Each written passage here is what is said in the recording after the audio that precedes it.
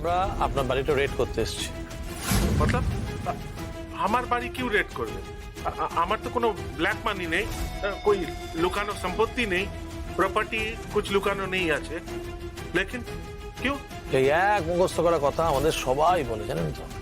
আমাদের কাজ আমাদের করতে দিন, যদি সহযোগিতা করেন আমরা চুপচাপ আমাদের কাজ করে বেরিয়ে যাব, আর না করলে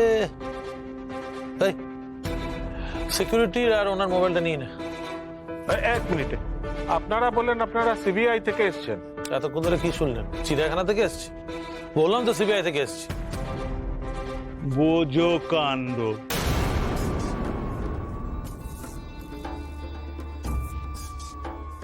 তাহলে আমরা কোত্থেকে এলাম?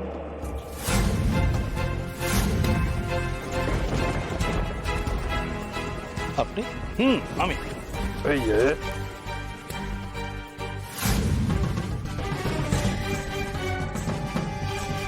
আমরাও সিবিআই থেকে এসেছি, আপনারাও সিবিআই থেকে এসেছেন। ব্যাপারটা কিরকম রোমাঞ্চকর না?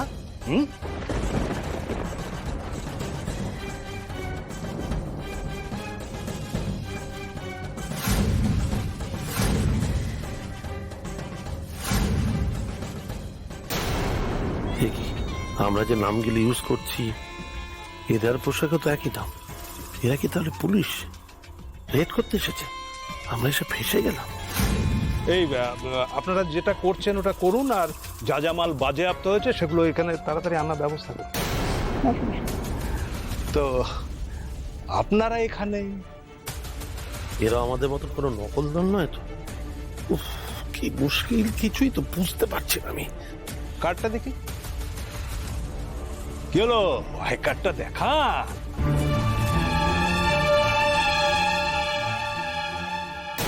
বাবা, বুঝছো কাণ্ড। আমাকে তো এই বাড়িতে রেড করার অর্ডার দিয়েছে, তো আমিও চলে এলাম, আপনারাও চলে এলেন।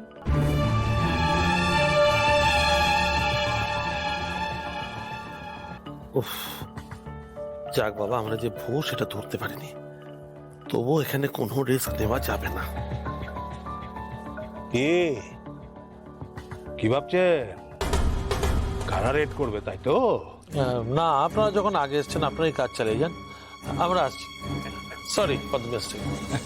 এক সেকেন্ড একটু তাড়াতাড়ি চলে গেলে হবে? একটু দাঁড়া, একটু যাচাই করে নেই।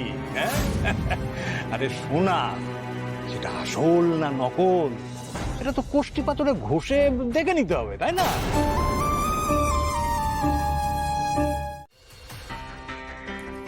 আপনি তো নকল সিবিআই সেজে জেরা করে মানুষের কালো টাকা উদ্ধার করেন, তাহলে আপনি জানেন জেরা কিভাবে করে, আবার আমরাও জানি। তাই চলুন আজকে একটু অন্যরকম ভাবে জেরা হোক, কি বলো ইসুফ?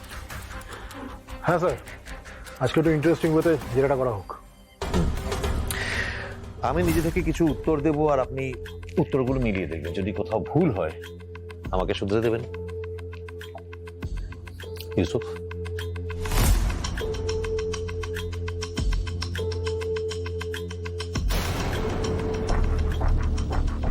মেজর রাঘব শর্মা, আর্মিতে অনেকদিন কাজ করেছেন।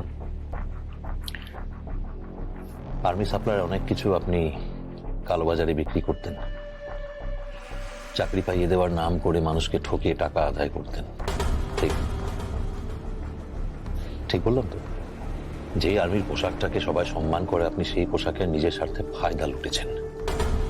ভুল বললাম কি?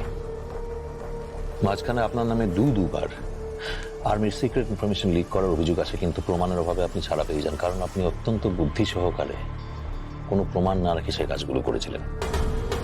কিন্তু যখন দেখলেন যে আপনি লাস্ট ওয়ার্নিং পাচ্ছেন, তখন আপনি ভাবলেন যে না, এইসব ছোটখাটো বিষয় আর নয়, এবারে বড় দাও মারতে হবে। আর ঠিক তখনই ঘটলো সেই ঘটনা, সেই ব্লাস্ট।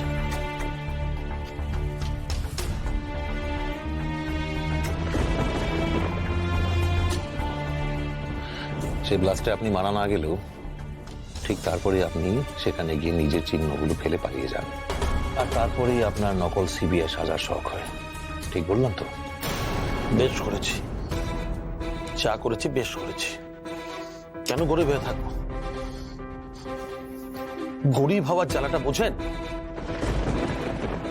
কেন বড় লোকদের থেকে পিছিয়ে থাকবো আমি? কোনোদিন কোনো বড় লোককে কষ্ট পেতে দেখেছেন, হেরে যেতে দেখেছেন? দেখেছি, বড় লোকদেরও হেরে যেতে দেখেছি।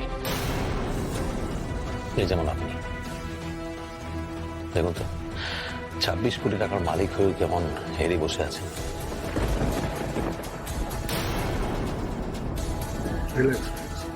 আমি বড় লোক নই। আমি বড় লোকদের থেকে যে টাকাটা লুট করেছি সেই টাকাটা আমি গরিবদের মধ্যে বিলিয়ে দিয়েছি, আর যেটুকু টাকা অবশিষ্ট থাকতো সেটা আমি আমার দলের লোকেদের মধ্যে ডিস্ট্রিবিউট করে দিতাম। আপনি এক কাজ করুন, আমার ব্যাংক অ্যাকাউন্ট চেক করে দেখুন, তাহলেই বুঝতে পারবেন। দেখেছি, আপনার ব্যাংক অ্যাকাউন্টের ডিটেলস আমরা দেখেছি, সেখানে সত্যিই বেশি টাকা নেই। মাকড়সার জালের মতো আপনি জাল বুনেছেন। আমার কোনো দুঃখ নেই, যা করেছি তা ভাগ্যের দোষ বলে দোহাই দেব না। আমি নিজে যা করেছি তার ফল আমাকেই ভোগ করতে হবে। আপনি যেভাবে সত্যের পাশে এসে দাঁড়ালেন, তার জন্য আমরা যতই প্রশংসা করি না কেন কম হবে। সত্যের পাশে দাঁড়াবো বলে প্রতিবাদ করেছি কিনা জানি না, অন্য কারণও হতে পারে।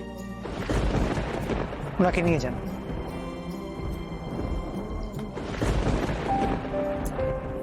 একবার ইন্দ্রজিৎ স্যারের সঙ্গে দেখা করা যাবে না? স্যারের সাথে এবার আপনার মাঝে মাঝেই দেখা হবে। স্যার আপনার জন্য একটা মেসেজ পাঠিয়েছেন। কি? স্যার আপনাকে বলতে বলেছেন, স্যার আপনার কথা রেখেছেন, ডিল ফাইনাল হয়ে গেছে, প্রদীপকে ছেড়ে দেওয়া হবে। স্যারকে জানাবেন আমি ওনার প্রতি কৃতজ্ঞ থাকলাম। অফিসার, ওনাকে নিয়ে যান।